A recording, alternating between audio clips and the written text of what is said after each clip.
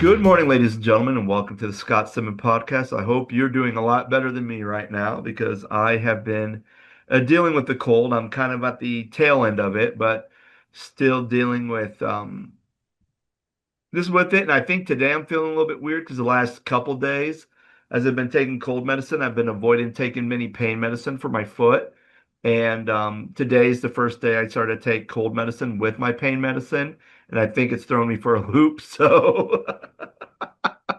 Like not in a bad way, but I just feel more headachy and I just feel like more kind of lightly nauseous today than I did any of the other days. So, yeah, good time. So, joining me today is Micah Current. Micah, have you gotten sick already this year going into the fall season?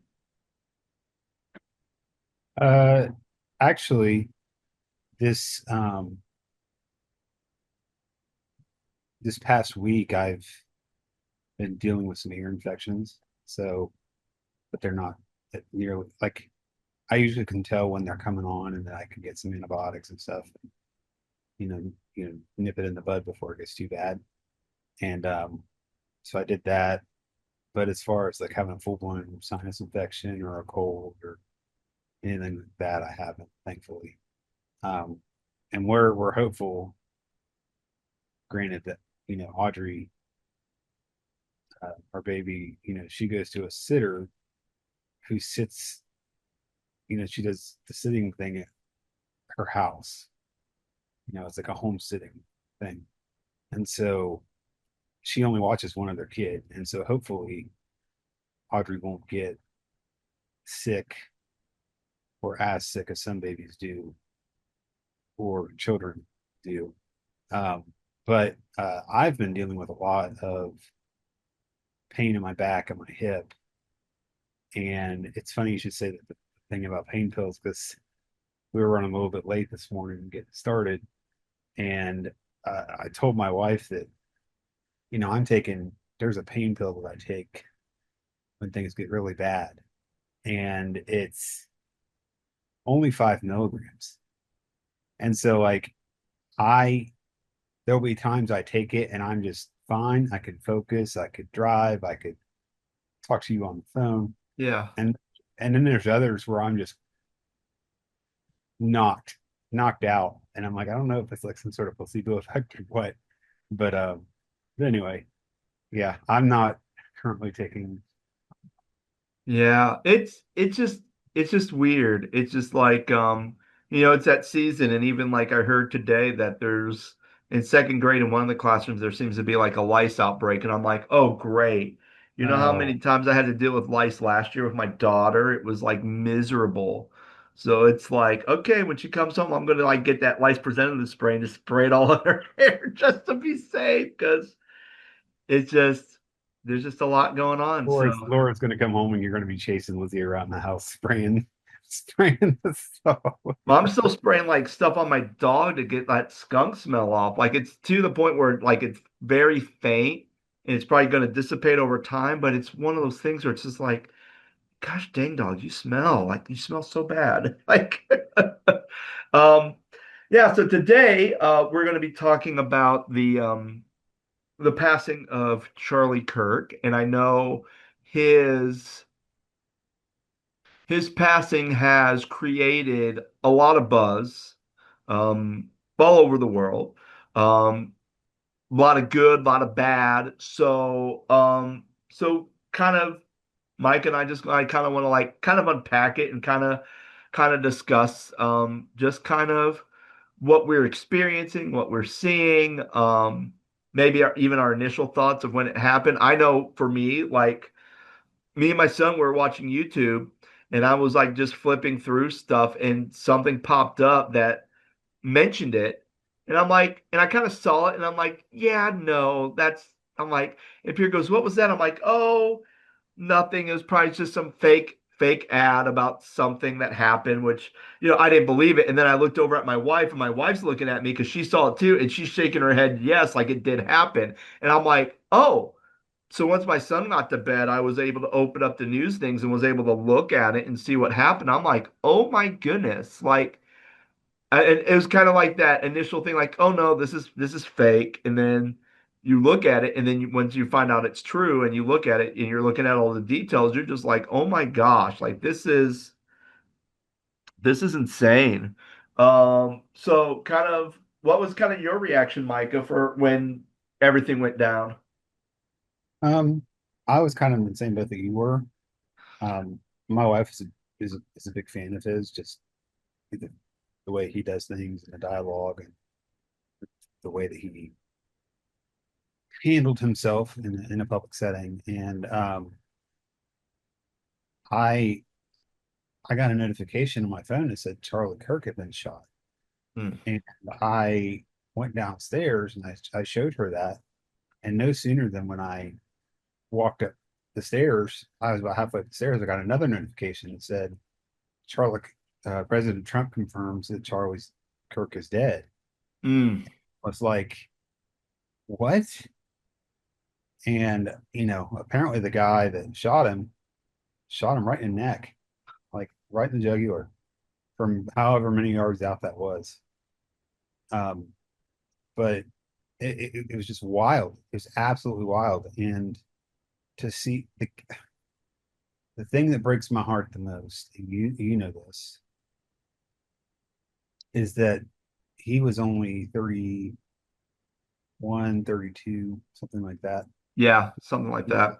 he has a 3-year-old and a 1-year old, and he's never going to get to walk his little girl down the aisle because he's gone. Yeah. It's really sad. I mean, it's really sad that it happened. And I know at least I think it was like the next day there was I think it was like one of the opening monologues for the Colbert show, and he was talking about it, and then he was talking about kind of like the political unrest in the 60s where you had, Robert Kennedy and Martin Luther King Jr. and I mean even JFK, like kind of like in quick succession you had like a lot of these like powerful social and political leaders being assassinated. And it was just like, holy cow. And Stephen Colbert was kind of talking about, political political violence doesn't solve anything. It just creates more political violence. So, and it seemed like there's a lot of people, I wouldn't say a lot. I'll say there's like a decent amount of people who I've seen that were kind of like, even if you disagreed with Charlie's politics, kind of how he handled himself or handled business or whatnot, like, you kind of get to the point where it's like, well, this shouldn't happen to anybody, even if I disagree with somebody. This is not the way. This is not how things should happen.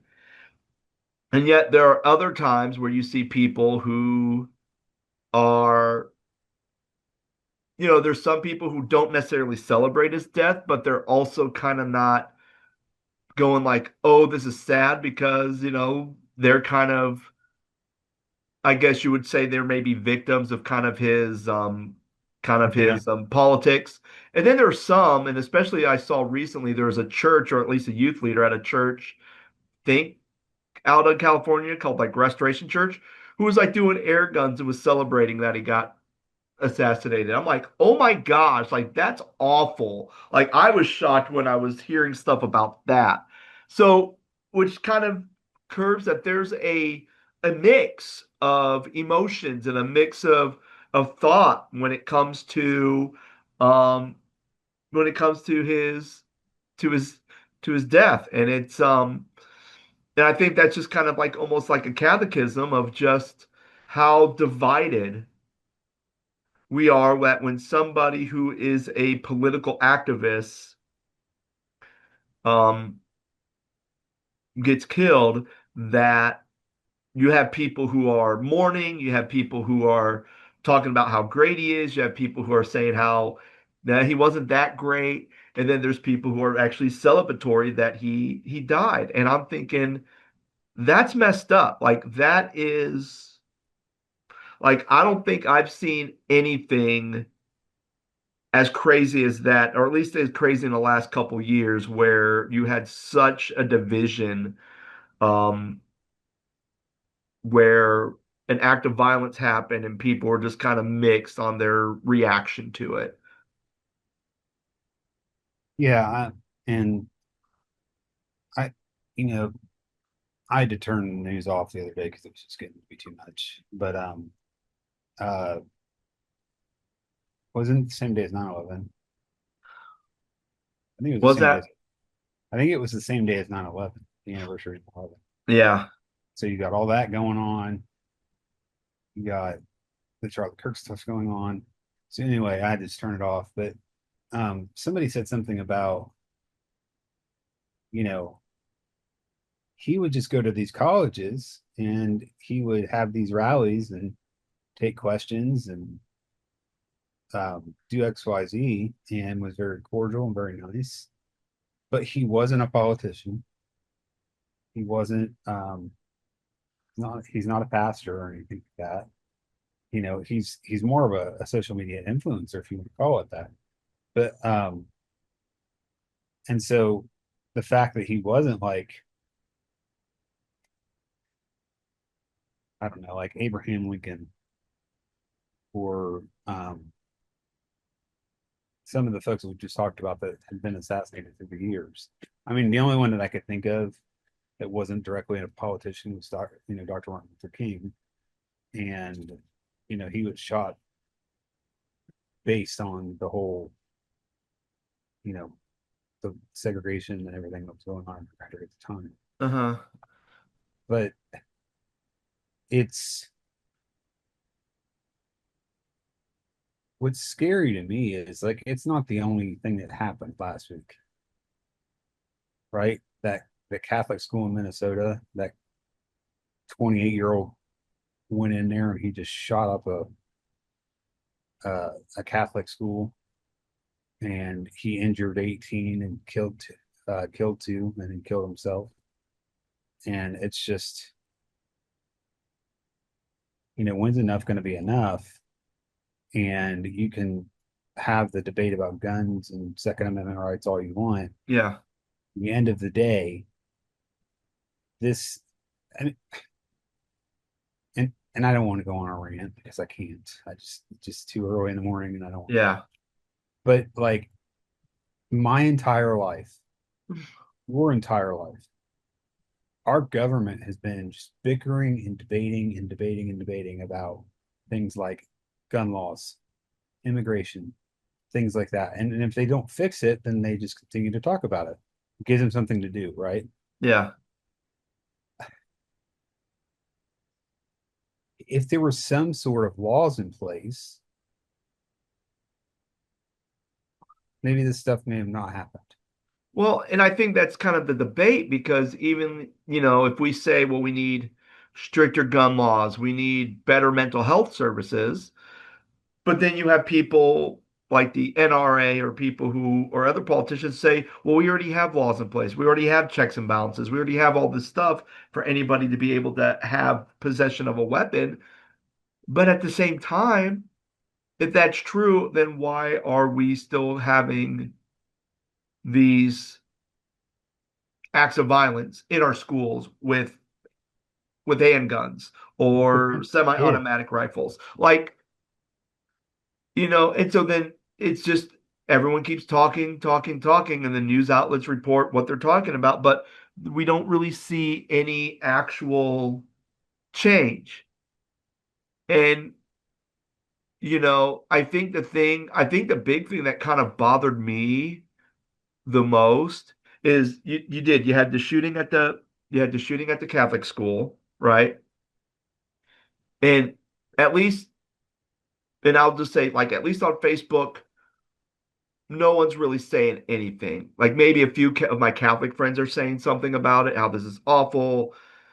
But for the most part, and again, we both grew up in the church. We both went to Christian universities, seminaries, worked in churches. If usually a lot of my Facebook feed is mostly pastors and people who are Christians. Like that's just kind of how it is. So shooting at that Catholic school, don't really hear much of a peep. There's that Ukrainian woman that got killed on the subway, like probably just a few days after that. Nothing. And then when Charlie Kirk gets assassinated, it was just like my feed was just filled of people saying, "Oh, this is horrible. Um, he's a good Christian person, he's a good Christian man, and this shouldn't happen, and this is an attack on." Some people have gone to the point where they say it's an attack on Christianity. Some people say we need to make changes, and it was one of those things that I think bothered me because if we're going to focus on the tragedies that are happening in our country, we should have a voice for everything, at least my opinion. But the fact that we're only singling out a person who is a conservative Christian being written about, mostly conservative Christian pastors that I know, it's almost like you're only going to make a comment when it affects your camp, right? But if it's the Catholics, we're not going to say anything.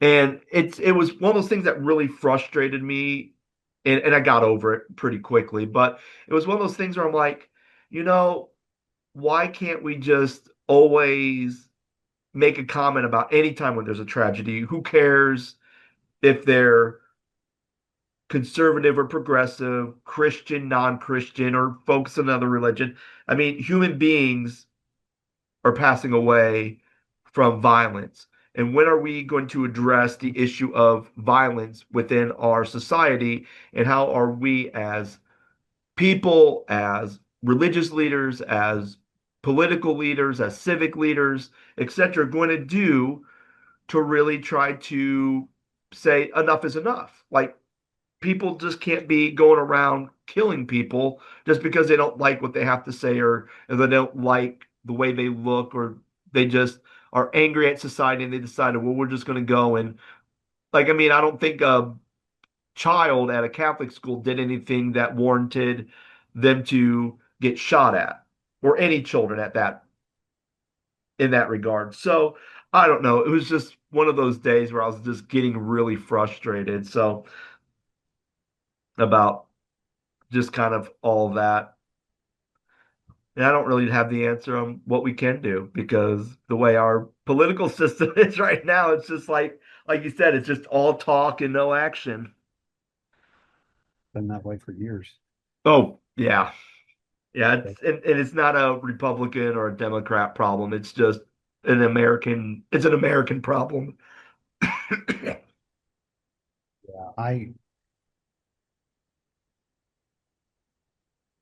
I just grieve for his family, and Yeah. the thought, like you said, the thought that people were like just cheering the fact that this man died. Yeah. He wasn't he wasn't Adolf Hitler. Like he No. didn't start World War III or Yeah. start World War II. Um uh he wasn't, you know, some fascist dictator like what's his name, Fidel Castro from Cuba. Yeah. And like there are all these different examples I could give, but it's like, man, he was literally just talking to somebody on a college campus, and out of nowhere, somebody shoots him. And it's like, there's no reason for that. Yeah. And it's yeah, and I mean, and that's the thing. Like, we live in a country where people are entitled to their opinions, right? So even though, you know, I think about people who do go to college campuses and talk. Charlie Kirk, that was kind of his thing. He'd go and he'd debate people. We also see someone like oh, I'm gonna butcher this guy's name. Let me like a Cliff Nechtel, who goes around. He's like 71 years old. He goes around, he proclaims Jesus on campuses and he debates people. And that's kind of what he's been doing for a long time. And even someone like a Sean McDowell, who's, his father was Josh McDowell. Like, he goes and he has conversations and he debates people, and he listens to people's stories. And it's like, you can have you can have a conversation and disagree with someone, but and even if you feel like that their beliefs or their opinion is to the point where it's so strong that you feel like that you're being victimized because of their point of view because they are on a big platform.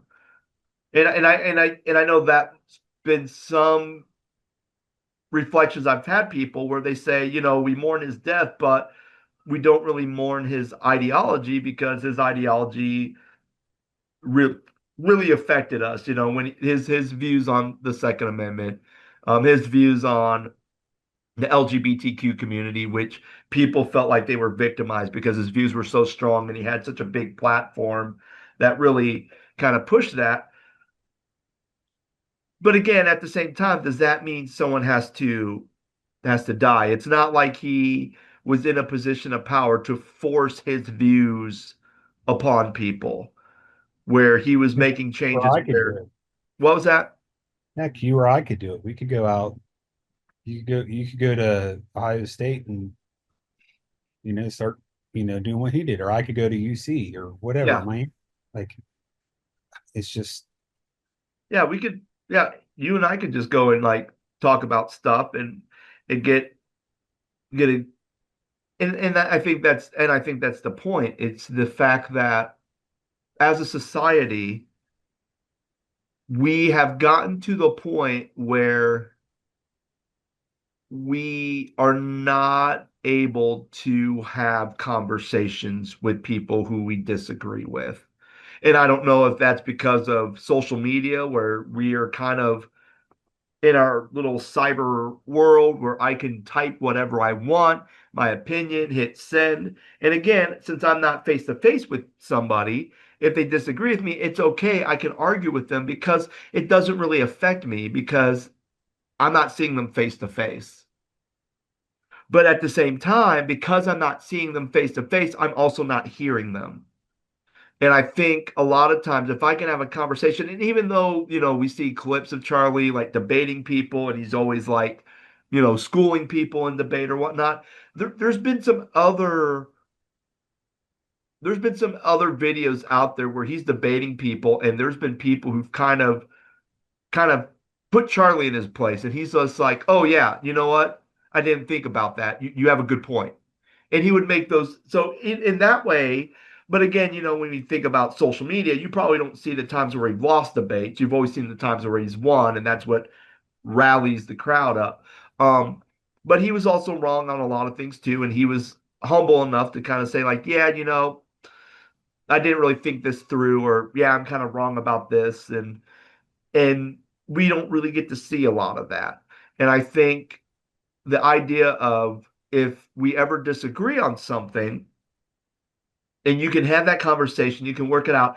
Even if you disagree and you come to a point where you have this strong disagreement, at least you can kind of walk away learning something about that person or about what they believe. But having a healthy dialogue and conversation helps build community. And I feel like as much as the internet and social media and all that stuff has kind of created a worldwide community, like we can be part of larger communities. I mean, the fact that with the whole, with us and kind of, I don't know if we're exiled nerd talkers now or whatnot, but the idea that, oh, we can have people be part of nerd talk that don't even live in Ohio, that we have no relationship with, but yet they live all the way out in Utah or on the West Coast, and yet they can still be part of the conversation. And we welcome that. Like, social media has really broken the boundaries of what community can be. But at the same time, we have also lost our ability to be able to have fruitful conversations that even in disagreement, we can still grow in community.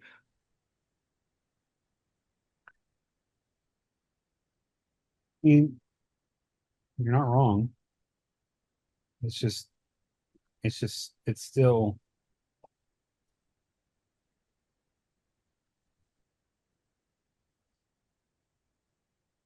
I think of things like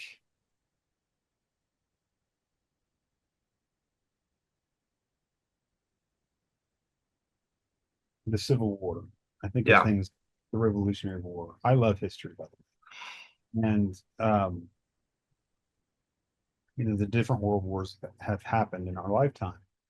I also think, correct me if I'm wrong, I think that we as a society and as a world learn from those situations. And now it's just we're just gonna blow so and so's head off, or we're gonna try to assassinate somebody, or we're gonna start a riot because of trans rights, or we're going to XYZ. But we don't learn from our mistakes. And if we don't learn from our mistakes, what good is it going to do? You're never going to improve if you don't learn from your mistakes. Yeah. It's just a very heavy thing. It is. It's very heavy, and when you mentioned, hey, we should talk about this, I'm thinking, man, I don't want to get canceled because I feel like anything we say or do is going to get blown out of proportion because that's the society we live in where we can take sound bites and twist them. But, at the end of the day, we have to kind of get back to being able to have conversations and be able to dialogue with people who may have a different opinion, who may see things differently, and be able to learn from them even though we disagree with them. Um, and I feel like we've gotten to a point where when it comes to news outlets and certain worldviews, it's almost like it's almost like a I don't know how to say this. It's almost like it's kind of a battle of the mind in some ways. Like we have to win you over to our way of thinking because if you don't think like us, then you are the enemy, right? You're called all these different slang words to degrade you because you don't have the same beliefs as I do. And I feel like that culture and that mentality is very dangerous. And that's basically what is leading to the tragedies that we're seeing unfold, both the physical tragedies with people being killed, or even just the tragedies of our political and news outlets just being so toxic sometimes to the point where it's just unbearable to watch and to witness because you just don't know what the heck's going on or what the heck's happening or even how to fix anything. No, it's funny you say that because there's a Japanese restaurant that my wife and I like to go to, No. and they like to put CNN on TVs. And one day we walk in there, and I'm like, Alicia, and she's like, what? And I was like, why does everybody on CNN look so depressed? Like they just all look sad. And she's like, I don't know. But it was just downright noticeable that they just didn't look happy to be there. And I'm like, interesting. Yeah, it's one of those things that I for some reason I just feel like people are not happier. You know what I mean? Like I feel like, when you see people, you don't really see a lot of people smiling or enjoying life. I mean, I feel like everyone's miserable, regardless of where you are politically or where you are, whatever your faith is or anything. People are just miserable. And it's like, where's, we have to kind of put joy back. I mean, I walk around, I smile to everybody I see just so I can get them to smile because I feel like if people aren't smiling enough, then everyone's just going to be depressed the whole time. And it's hard to smile in a world where chaos is chaos reigns king. We could also be really good at just blocking out the noise Yeah, and just absolutely. and choose not to watch news and choose not to watch, Yeah. you know, stuff on your phone or subscribe to like newspapers or whatever on your phone. Yeah. Um, you could choose to just not do all that stuff. Yeah. And I mean, you can choose joy. It's James 1:2 say, Yeah. consider it all joy, my brothers and sisters, because you will face trials of time. But at the beginning of the passage, it says, consider it all joy. So, Yeah. Well, friends, thank you for listening to us kind of process this and kind of process the things that are going on in our society. I figure you all are probably in the same boat as us, just trying to figure everything out. But again, we would just love to hear your comments, your questions. You can feel free to send it to us at our website, thescottstedman.com, or you can leave a comment wherever you're listening to our podcast.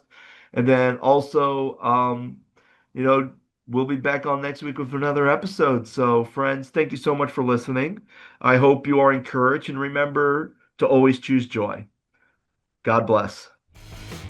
Thank you for listening to the Scott Stedman Podcast. The Scott Stedman Podcast is made possible by support from our listeners.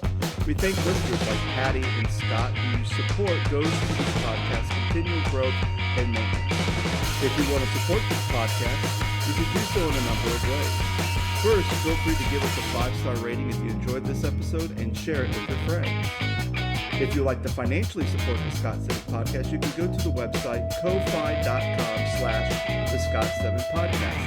That website again is ko-fi.com/the Scott Stedman Podcast. Thank you so much for listening.